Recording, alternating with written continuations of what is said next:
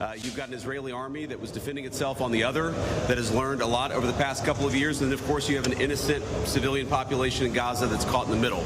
But we're here at the Civilian Military Cooperation Center, which we are announcing the opening of. You have Israelis and Americans working hand in hand to try to begin the plan to rebuild Gaza, to implement a long-term peace, and to actually ensure that you have security forces on the ground in Gaza, not composed of Americans, who can keep the peace over the long term. So we've got a lot of work left to do. This is going to take a very, very long time, but I think Steve Witkoff, Jared Kushner, and Admiral Cooper behind me have done an incredible job. I want to say just a couple of quick things, and then I want to turn it over to Steve Witkoff. Number one, the Israeli government has been remarkably helpful in this. I want to thank them, thank our Israeli partners, and all the folks, particularly who are working hand in hand with their American friends here at the CMCC. And number two, I want to say that there is this weird attitude I've sensed in the American media, in the Western media, where there's almost this desire to root for failure, that every time something bad happens, that every time that there's an act of violence, there's this inclination to say, oh, this is the end of the ceasefire, this is the end of the peace plan. It's not the end. It is, in fact, exactly how this is going to have to happen when you have people who hate each other, who have been fighting against each other for a very long time. We are doing very well. We are in a very good place. We're going to have to keep working on it, but I think we have the team to do exactly that. So with all thanks to our partners, both in Israel, but all across the Gulf Arab states, Indonesia, the Turks, we are doing an amazing thing here, and I'm particularly proud of the American troops working at the command center who are coordinating this effort and making it possible. So with that, I want to thank Ambassador Steve Witkoff and turn it over to him to say a few things. And after everybody's said a few words, we'll take some questions. Thank you, guys. Steve? Well, thank you very much, Mr. Vice President. We're really proud of what's happened here. It's an amazing effort. It's a great coordination between our partners. We have a great team. Signing this deal up was a challenge in and of itself, but the implementation, that's where it really is going to be the most important. And I think we are exceeding where we thought we would be at this time. I think the Vice President has come out here. He sees that. The Secretary of State will be out here. I can't tell you what a privilege it is to work with the team that we have, with Jared, who's extraordinary, the President, of course, and the Vice President, and Admiral Cooper. I would also say this.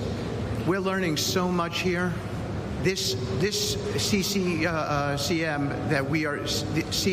that we're setting up now, this is going to be used in other conflicts as we figure out all the intricacies of how to modulate a peace deal, go from war to peace. Lastly, in closing, I want to speak about the morning that me and Jared had. We met with 10 hostages and their families, and it was really an emotional moment. And I felt blessed to be in that room. Lots of tears, lots of people really, really grateful to President Trump for getting their children home, and you, of course, Mr. Vice President. And I want to observe that I didn't see any victims in that room. I saw strong people who have come out under very difficult circumstances. Their families are reunited, and they are so grateful. And it was just my privilege as an American to be there. Thank you. Great. Thank you. Jared? Thank you. Thank you, Mr. Vice President. Thank you, Steve. First of all, we really appreciate your visit here. It's given a great boost of energy to everyone here, and your support through this whole effort has been really tremendous. What you see here today is really the opening of the CMCC. This has been something that's been envisioned by CENTCOM. Admiral Cooper will speak about that in a bit. But we always knew that the deal that we were working on would kind of have two phases to it. The first phase was obviously getting the live hostages out. We're currently making progress on the hostages, the bodies that are still there. I think almost half are out now, and we had very good meetings with the Israelis. I know the Vice President's here to put a lot of effort into that today to hopefully make sure we can complete that mission in phase two. At the same time, the humanitarian aid, there's actually been surprisingly strong coordination between the United Nations and Israel, which is something that we've been able to help synthesize, get each other to air their concerns and to find out how we can do it better so that the aid reaches the people in Gaza and doesn't go into the wrong hands there. Finally, I'll say that there has already been a lot of efforts over the last years by really concerned people to think about what happens next in Gaza. And there's a lot of great things happening here. More will be released in the coming days. But the most important thing here is to figure out how you really get a good deconfliction coordination center. This really has been a startup. There's been a lot that's been done. It's amazing to think it's only been a week. But I actually, with the pace of work and the commitment of everybody, I think in a week from now you'll see even more progress. I want to echo what the Vice President said about how a lot of people are getting a little hysterical about different incursions one way or the other, but what we are seeing is that things are going in accordance. Both sides are transitioning from 2 years of very intense warfare to now a peacetime posture, and really thanks to Admiral Cooper, CENTCOM, and the CMCC to try to build that deconfliction mechanism in order to make sure that we can get to a proper de-escalation. We have some flags that we've put up here. This is not fully representative of the countries that are here. It's happening very rapidly, that people are agreeing to come on board, agreeing to help. People really want to be a part of this, and it's just happening very, very quickly. So we'll try to continue to give the updates as it progresses, but really just thank you to the entire team here who's made all this possible. It's been a lot of sleepless nights, around the clock effort, and it's really been great coordination because everyone believes that it is possible to create something better in Gaza, and we have to believe it, we have to work hard for it, and if we all work hard to do that, then I do believe a great outcome is possible. Thanks, Chair. Admiral? Well, Mr. Vice President, thank you for joining us here today at the CMCC. Consistent with our Commander-in-Chief's direction, this facility will be the hub for the delivery of everything that goes into Gaza as we look to the future, delivering on the Commander-in-Chief's commitments. 200 of America's sons and daughters who wear the cloth of the nation have stepped up and are serving here. I just couldn't be prouder, and I know that you are as well. Thank you so much. Great. Thanks, Admiral. And gentlemen, we'll take a few questions now. Sir. I want to ask about the Turkish one. It's very concerning for Israelis. Turkey obviously has been a supporter of Hamas. What role will they have, and will they have troops that will be on the ground here or in the Gaza? Well, I think first of all, what troops are on the ground in Israel is going to be a question the Israelis have to agree to, and I'm sure that Prime Minister Netanyahu will have opinions about that, but we think everybody has a role to play here. Some of that's going to be financial, some of that's going to be in reconstruction, some of that's just in communication with the various parties to ensure that this deconfliction process actually works and is implemented. We're not going to force anything on our Israeli friends when it comes to foreign troops on their soil, but we do think that there's a constructive role for the Turks to play, and frankly, they've already played a very constructive role. We're very grateful for that. And you asked, they've supported Hamas in the past. No one who is a party to this conflict can look in the past and not point at something that they don't like or that they disagree with. Everybody who's been involved in this conflict can point at one other person. One of these flags can point at another flag and say, we hate that person for various reasons. The way that we're going to get to peace is to focus on the future, which is what the President of the United States has asked us to do. And we think everybody here is very willing to do that and is very eager to engage in that effort. Ma'am. The ceasefire deal took months to negotiate. What do you think the likelihood is that it will last long term? If you had to put a number on it, well, Jared's the investor here. I'm not going to give you a percentage, but look, what we've seen the past week gives me great optimism the ceasefire is going to hold. And if we get from where we were a week ago to a long-term, durable peace between Israel and Gaza, there are going to be hills and valleys. There are going to be moments where it looks like things aren't going particularly well. But given that, and given the history of conflict, I think that everybody should be proud of where we are today. It's going to require constant effort. It's going to require constant monitoring and supervision. That's part of the reason that Admiral Cooper and his team is here, is to mediate these disputes, to mediate these disagreements as they come up. But look, right now, I feel very optimistic. Can I say with 100% certainty that it's going to work? No. But you don't do difficult things by only doing what's 100% certain. You do difficult things by trying, and that's what the President of the United States has asked us to do. Sir.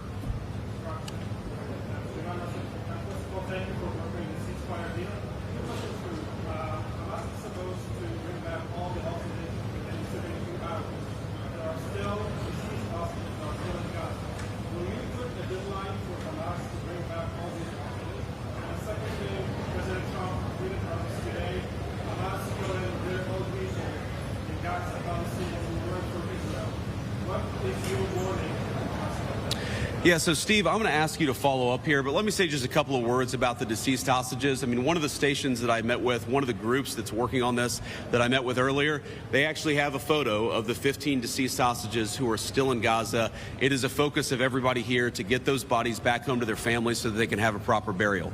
Now, that said, this is difficult. This is not going to happen overnight. Some of these hostages are buried under thousands of pounds of rubble. Some of the hostages, nobody even knows where they are. That doesn't mean we shouldn't work to get them, and that doesn't mean we don't have confidence that we will. It's just a reason to counsel in favor of a little bit of patience. This is going to take a little bit of time. And look, our warning to Hamas is very straightforward. The terms of the 20-point plan that the president put out there is very clear. It's supported not just by Israel, but by all of our Gulf Arab friends. It's that Hamas has to disarm. It's that Hamas has to actually behave itself, and that Hamas, while all the fighters can be given some sort of clemency, they're not going to be able to kill each other, and they're not going to be able to kill their fellow Palestinians. Now, again, that's going to take a little bit of time. We're talking about how to set up the security and humanitarian apparatus to put all this in place. But right now, where I stand, I feel confident that we're going to be in a place where this peace lasts, where it's durable. And if Hamas doesn't cooperate, then as the President of the United States has said, Hamas is going to be obliterated. Steve, do you want to add anything about the hostages? I think you said it, sir. Okay, great. Ma'am.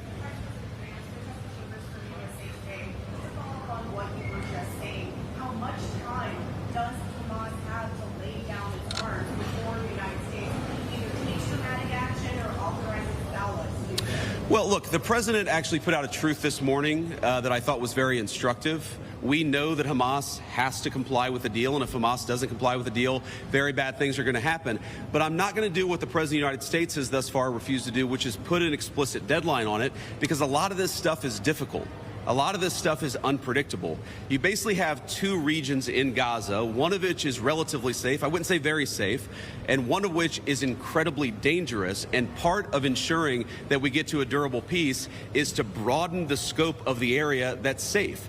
And the International Security Force is a big part of that. We don't yet have the International Security Force set up. That's something we're working towards. We have a number of volunteers who want to participate in that International Security Force. So my point is, I don't think it's actually advisable for us to say this has to be done in a week, because a lot of this work is very hard. It's never been done before. And in order for us to give it a chance to succeed, we've got to be a little bit flexible. I think what you're seeing from our Gulf Arab friends, certainly from our Israeli friends, is a certain amount of impatience with Hamas. But we're going to keep on working at this process, and we're going to keep on trying to bring the deceased hostages home, but also make sure that all Gazans are able to live in a prosperous and safe place. Yes.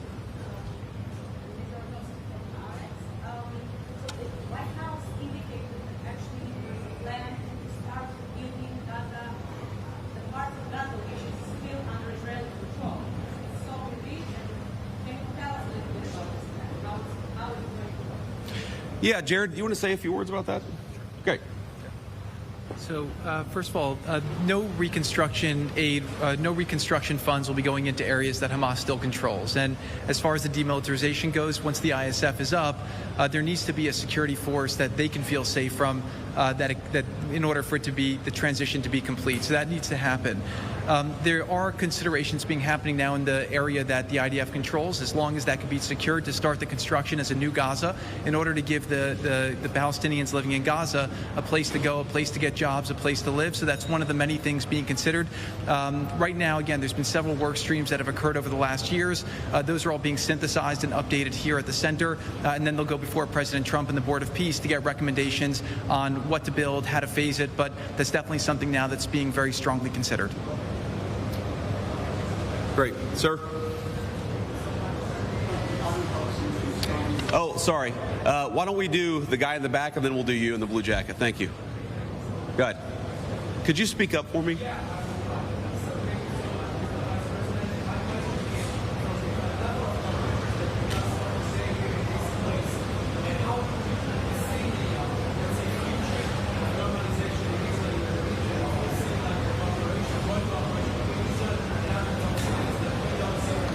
Yeah, well, You know, I think Steve put it best, which is that this model, I think, could serve for a foundation for normalization, not just in the Middle East, but across the world. Because what we're taking, again, is a long-term, protracted conflict with two enemies who really don't like each other, and we're actually creating a model that can lead towards sustainable peace. Now, we know that a lot of our Gulf Arab friends would like to have normalized relations with Israel. We know that getting this peace on a sustainable pathway is sort of the critical first step of that. But look, I feel very optimistic about where we are. Knock on wood, you never know how this stuff is going to go, but given what I've seen, given the incredible talent and effort that's going in to the reconstruction of Gaza, to the long-term security of the Gazans in that territory, I feel very good about where we are. And again, if we get this right, I really do think it's going to be a domino that leads to a lot of further peace all across the region. Sir.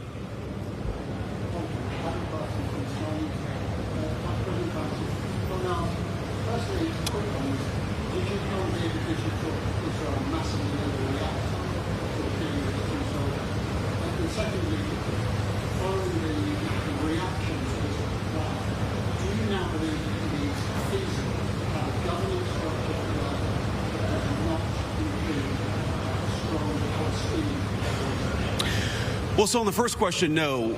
My visit had nothing to do with events of the past 48 hours. We had actually tried to plan this visit, frankly, months ago, and now we thought this would be a good time to do it. It ended up working out. As you know, sometimes calendars are difficult, especially when you're the Vice President of the United States. But I wanted to come. I wanted to check in on things. I wanted to, talk to the troops who are working very hard to coordinate this massive relief effort. And I wanted to just see how things were going and put some eyes on it so I could call the President of the United States and actually, it's one thing to read about it. It's one thing to talk with Jared and Steve on the phone about what's going on the ground. It's another thing to actually shake somebody's hand, to look them in the eye and to understand what are the challenges, what are the things they need from me. I mean, I heard from relatively junior troops very simple things that would make their lives easier that I'm going to take back to Washington and hopefully help them with. That's why you do a visit like this, not because of anything that's happening on the ground. On your question about what is the ultimate, authority in Gaza look like, I don't know the answer to that question. And I think what's so cool, what's so amazing about what these guys have done is that we're creating a governance structure that is very flexible to what happens on the ground in the future. We need to reconstitute Gaza. We need to reconstruct Gaza. We need to make sure that both the Palestinians living in Gaza, but also the Israelis are able to live in some measure of security and stability. We're doing all those things simultaneously. And then I think once we've got to a point where both the Gazans and our Israeli friends can have some measure of security, then we'll worry about what the long-term governance of Gaza is. Let's focus on security, rebuilding, giving people some food and medicine. If we get to the point where we're arguing exactly what the governance structure in Gaza is long-term, then we should pat ourselves on the back. That's a very good problem to have, but I won't anticipate that problem before we actually have it. I'll take a couple more and then we'll get moving. Ma'am. Could you speak up? Thank you.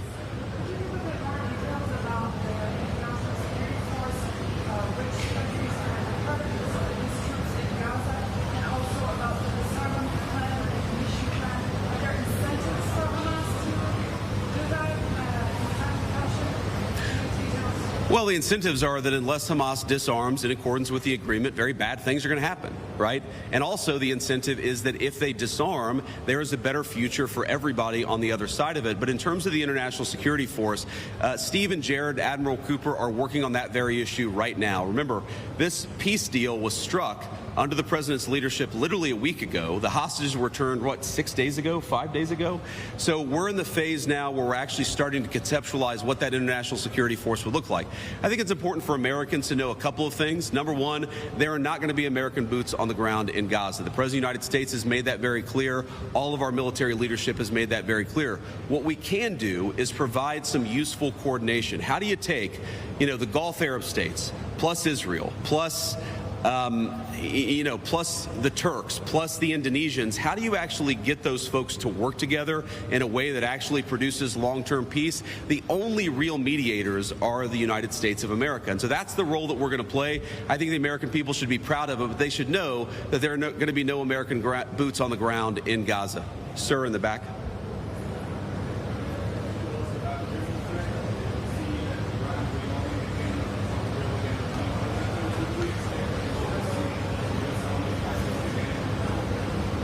Could you ask the very last part?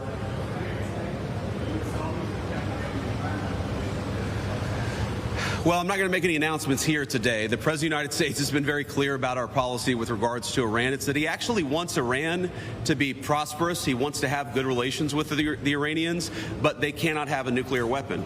And so we're going to keep on using and exhausting every diplomatic means possible to try to ensure that Iran does not have a nuclear weapon. That's our focus, and that will remain our focus for the indefinite future. Let me just leave us with one final thought here. So I've been to Israel once in my entire life. I came for about 36 hours.